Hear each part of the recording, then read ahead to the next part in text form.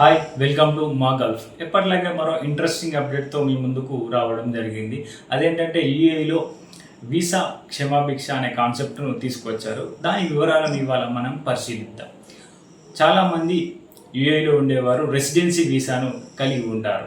మన ఇండియా నుంచి యూఏఈకి వెళ్ళిన వారు కూడా ఈ రెసిడెన్సీ వీసాను కలిగి ఉండడం జరుగుతోంది. అయితే ఈ రెసిడెన్సీ వీసాను ఎప్పటికప్పుడు మనం రెన్యువల్ చేసుకోవాలి.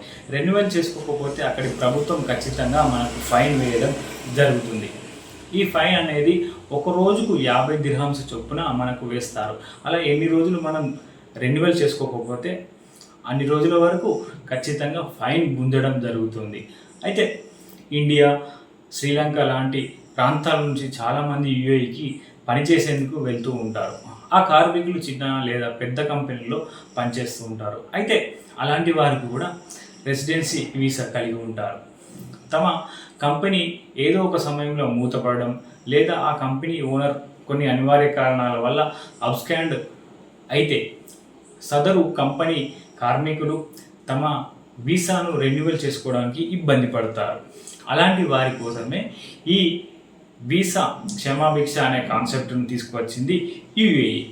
దీని ప్రకారం సెప్టెంబర్ 1వ తేదీ నుంచి 2 నెలల పాటు గ్రేస్ పీరియడ్ను అమల్లోకి తీసుకురాబోతుంది యూఏఈ. అంటే సెప్టెంబర్ 1వ తేదీ నుంచి 2 నెలల పాటు సదరు కార్మికులు తమ వీసాను పునరుద్ధరించుకోవచ్చు.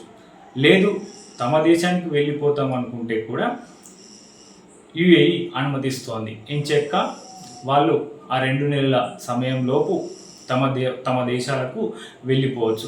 అప్పుడు ఎలాంటి ఫైన్లు కట్టనవసరం లేదు.